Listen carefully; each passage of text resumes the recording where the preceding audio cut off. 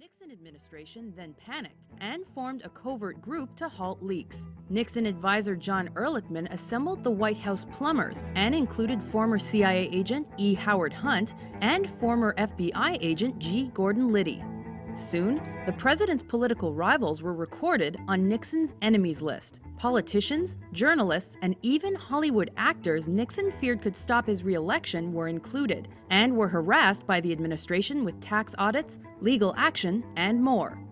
Prior to the 1972 election, the Republicans created a Committee for the Re-election of the President, or CRP. John Mitchell stepped down as Attorney General to chair that committee. The CRP used questionable and illegal means to achieve their goal. For example, Mitchell kept a slush fund to subsidize information gathering on the Democrats. Ultimately, a plan was approved to bug and steal information from the Democratic National Committee headquarters at the Watergate Hotel. On June 17, 1972, during the second of these break-ins, the burglars were arrested. In 1973, just days after the Watergate break-ins, 18.5 minutes of audio were erased from a Richard Nixon debriefing on Watergate. The fact that someone deliberately erased this tape meant that they thought there was something on there that was highly damaging to the president. Someone went to major effort to do this. The possibility of recovering parts of that conversation has never been a reality until now. Amateur historian and former federal agent Phil Mellinger spent the last 5 years filling in the missing links of Watergate. Along the road, he discovered something. If you can recover the notes, then you don't have to recover the tape. The project that I'm working on is to try to recover the notes President Nixon's chief of staff took during the meeting that was erased. Along with the recording system, H.R. Haldeman, Nixon's chief of staff, took notes during every Nixon meeting. What I did was I looked at the notes from the meeting, and after I put it together a detailed timeline of the meeting, I realized that there were pages of the notes that were missing. There's only probably a minute or two of notes from Watergate, but it was actually an 18.5-minute discussion of Watergate. So the size of the notes that remain isn't consistent with what they described as the length of the conversation. This led Mellinger to believe that pages of notes were missing. Nobody's ever even realized that they were missing. It was not until I looked at them with the archivist down there, and they showed me the original notes, and I'd put together this detailed timeline of what I thought had occurred in the meeting, that I realized that, oh my gosh, there's pages missing.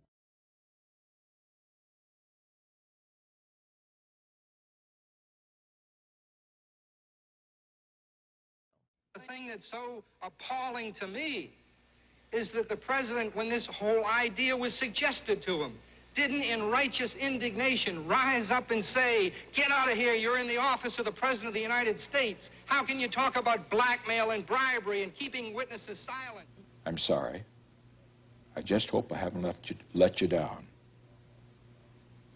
Well, when I said, I just hope I haven't let you down, that said it all. I had. I let down my friends. I let down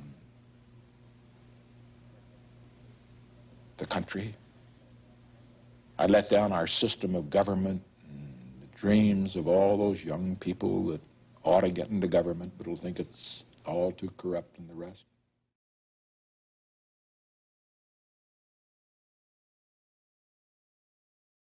The Iran-Contra hearings, convened in May 1987 by a special joint committee of the United States Congress to investigate the sale of U.S. weapons to Iran and the illegal diversion of money to the Contras. Often, the official explanation seemed inadequate and contradictory.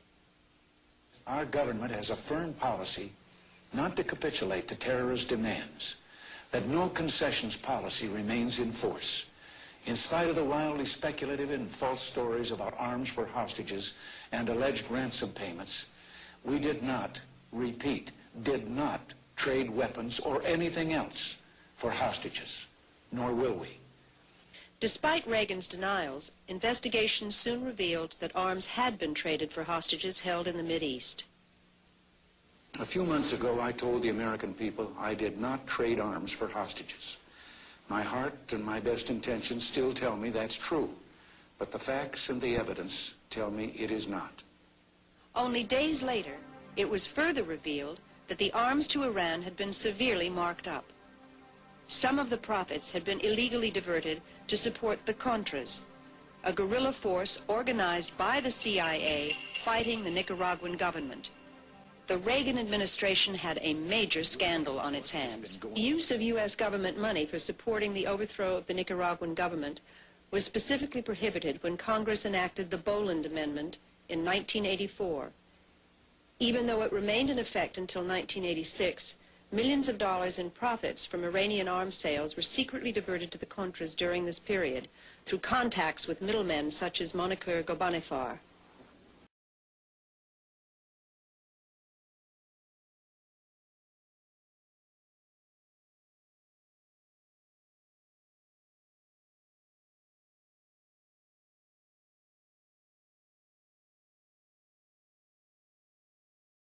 But I want to say one thing to the American people. I want you to listen to me. I'm going to say this again. I did not have sexual relations with that woman. Good evening. This afternoon in this room, from this chair, I testified before the Office of Independent Counsel and the grand jury. I answered their questions truthfully, including questions about my private life, questions no American citizen would ever want to answer. Still, I must take complete responsibility for all my actions, both public and private. And that is why I'm speaking to you tonight. As you know, in a deposition in January, I was asked questions about my relationship with Monica Lewinsky. While my answers were legally accurate, I did not volunteer information.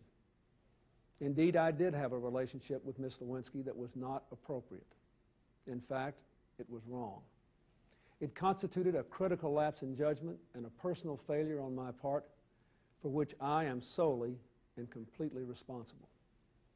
But I told the grand jury today, and I say to you now, that at no time did I ask anyone to lie, to hide or destroy evidence, or to take any other unlawful action.